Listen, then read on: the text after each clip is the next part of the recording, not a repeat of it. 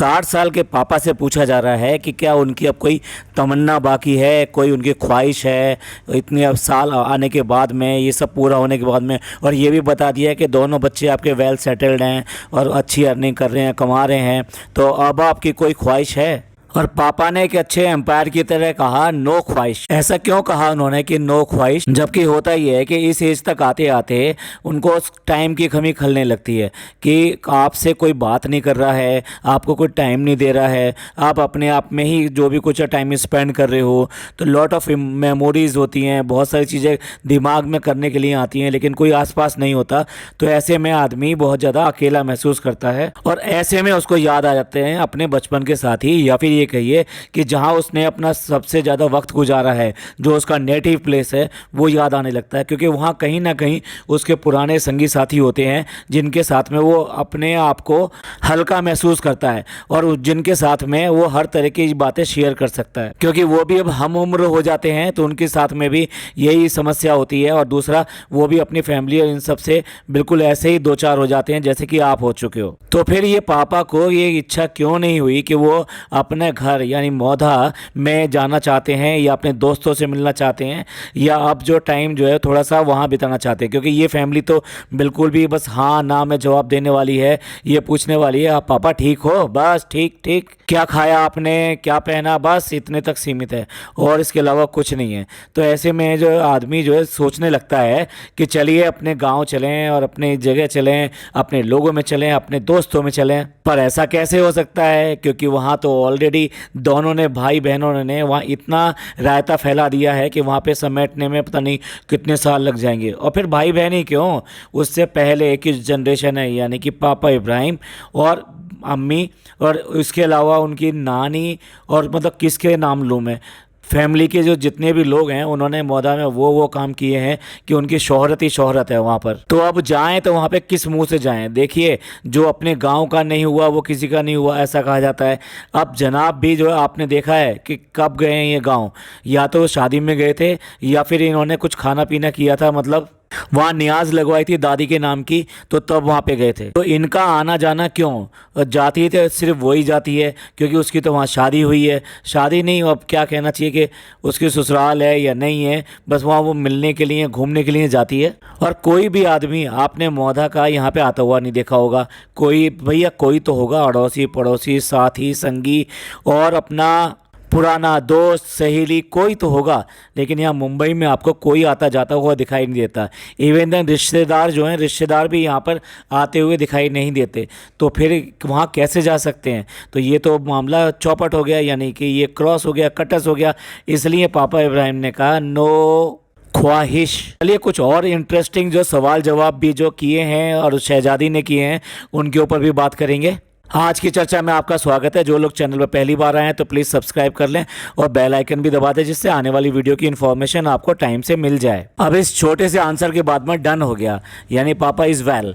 और बात आ गई कि पापा बहुत ज़्यादा शुक्रगुजार हैं अपनी ज़िंदगी से और जो भी उन्हें मिला है उसका बहुत ज़्यादा शुक्रिया अदा करते हैं। बात अभी यहाँ डन नहीं हुई।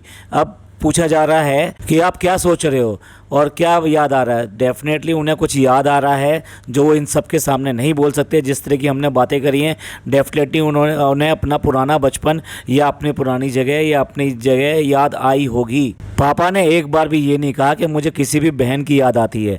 बहन भी तो वहाँ मौधा में है, लेकिन उनका किसी का भी नाम नहीं लिया। भाई ज़िंदगी में खाली यही नहीं होता जो आपके सामने है। शुक्रगुजार में आपको सब चीज़ें शामिल होती हैं, तभी जाके आप ये कह सकते हो कि हम पूरी तरह शुक्रगुजार हैं और हमारी ज़िंदगी में कोई कमी नहीं है। चलिए फर्स्ट इनिंग ख़त्म हुई, अब सेकंड इनिंग की बात करते हैं। अब आ जाती है हमारी शहजादी। अब शहजादी का पूछने का लहजा थोड़ा अलग तरीके से है।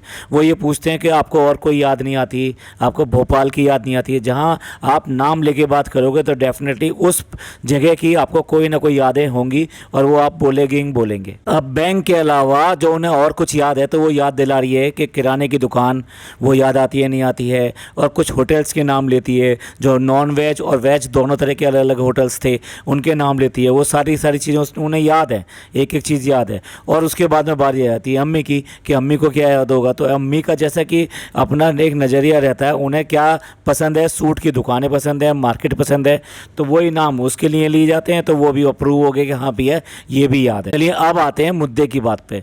अब ये बताइए, इन दोनों को तो ये सब याद है, मम्मी को भी याद है और आपके पापा को भी याद है। अब आप दोनों को कुछ याद है, ज़रा आपस में भी बात कर लीजिए। वहाँ जो आपका जो अफेयर चल रहा था उसके बारे में कुछ बात, और दूसरा जो है तुमने एक लड़के का जो नाम बदलवा दिया था उसकी कोई बात। दोनों में से कोई भी एक बताए ना कि आपके वो जो अफेयर चलते थे वो भी आपको याद हैं या नहीं याद हैं, या वो लड़की और लड़का वो दोनों के दोनों याद हैं कि नहीं याद है। अपनी भी थोड़ा सा बता दो, और पापा से भी थोड़ा सा पूछ लो कि उनको भी याद है कि नहीं याद है। जो लड़का इनके घर पर आता था हमेशा ईद पर और बाकी त्योहारों पर और शहजादी के साथ में आता था, तो उसके बारे में कुछ याद है कि नहीं याद है, वो भी पूछ लीजिए। जनाब भी जो जिस तरह से करते थे तो उनका भी थोड़ा बहुत याद है कि नहीं याद है। वो जो जनाब का जो अफेयर था उसके बारे में भी आपको थोड़ा बहुत पता हो, पापा को पता हो, अम्मी को पता हो, थोड़ा पूछ लीजिए। कहीं ऐसे ना हो कि सारी चीज़ें ही भूल जाओ, सारी चीज़ें आपको रेडिट वाले या फिर जो दूसरे जो लेटर वेटर डालते रहते हैं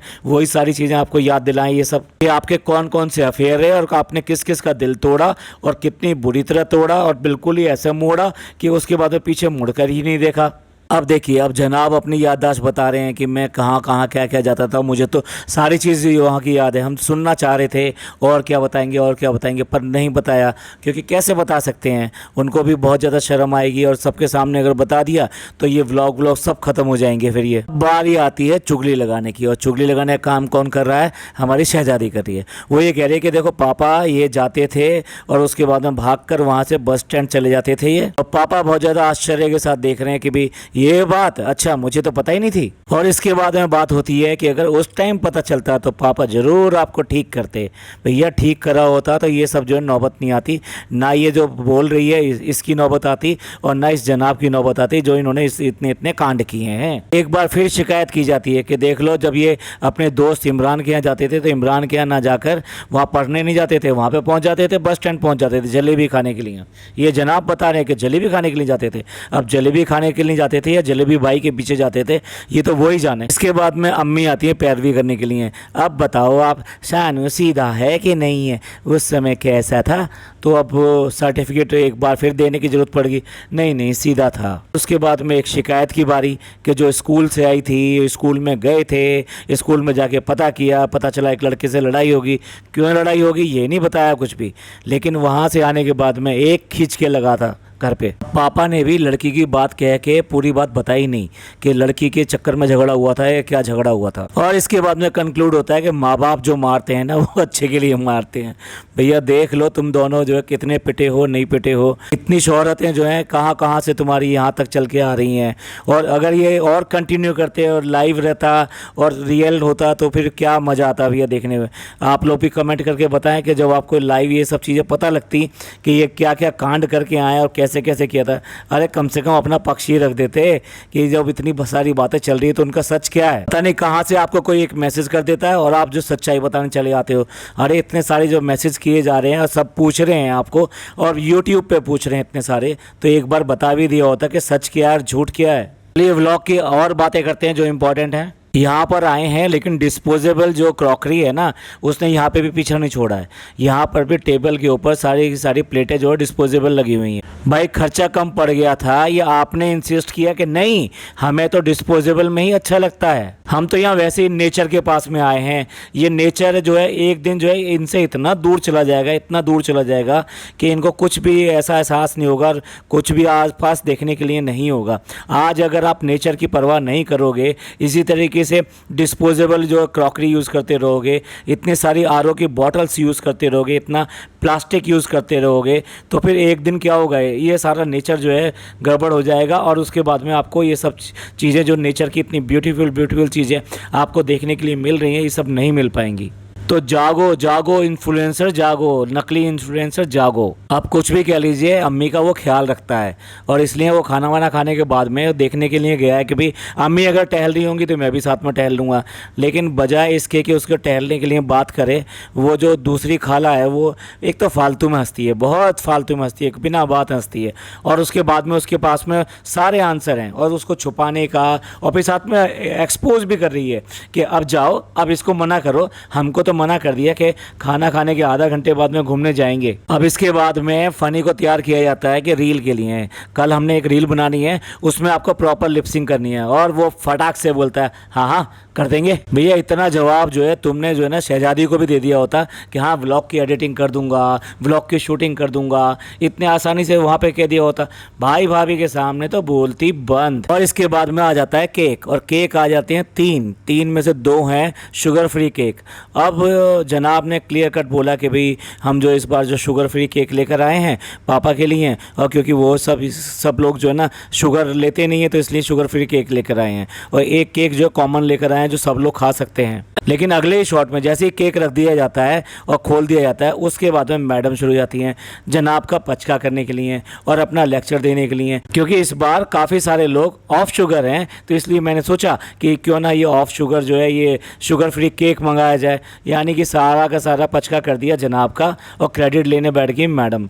वैसे भी ये जो अरेंजमेंट करना और सारी चीज़ें अरेंज करना ये मैडम का ही काम होता है। जनाब तो वैसे ही व्लॉग बना रहे हैं और जाके अपना क्रेडिट लेने के लिए आ गए हैं। भाई कम से कम फैमिली में तो आपस में मिल लिया करो, क्या बोलना है क्या नहीं बोलना है, एक दूसरे की कटी कर देते हो इस तरह से। अब ये मैडम जो वास्तव में खुश हो रही थी ताली बजा के कि फनी जो एक रील बनाएगा, प्रॉपर लिपसिंग करेगा, या फिर उसका मजाक उड़ा रही थी। और अब इस बार जो है मस्ती होती है पापा और बेटे के बीच में कि पापा जो छुप छुप के खेल रहे हैं, यानी कि जनाब छुप छुप के खेल रहे हैं रूबी बेबी के साथ में, और उसके बाद में उसको बोल रहे हैं कि कहाँ हूँ मैं कहाँ हूँ मैं। लेकिन भाई मानना पड़ेगा, वह बेशक चाहे स्लो हो लेकिन इस बार तो उसने जो जनाब को हरा दिया और इस तरीके से उसको पीछा किया, फॉलो किया कि कहाँ कहाँ जनाब गए, और जनाब का छुपना छुपाना सब बेकार हो गया। और ये तो अब ब्रिंगिंग थी, ये बर्थडे तो अभी होना है तो इसलिए और कुछ मज़ेदार इनकी हरकतें देखने के लिए तैयार हो जाइए। तो मिलते हैं अगले पॉडकास्ट में। ये पॉडकास्ट आपको अच्छा लगा हो तो प्लीज़ लाइक कीजिए, सब्सक्राइब कीजिए और शेयर कीजिए। अपने लोगों का ख्याल रखिए। आपके अच्छे अच्छे कमेंट्स का हमें इंतज़ार रहेगा और आपके हर कमेंट का मैं प्रॉपरली आंसर देता हूं, तो प्लीज़ आप कमेंट ज़रूर कीजिएगा जैसा भी आपको अच्छा लगता है या बुरा लगता है। थैंक यू, धन्यवाद, शुक्रिया।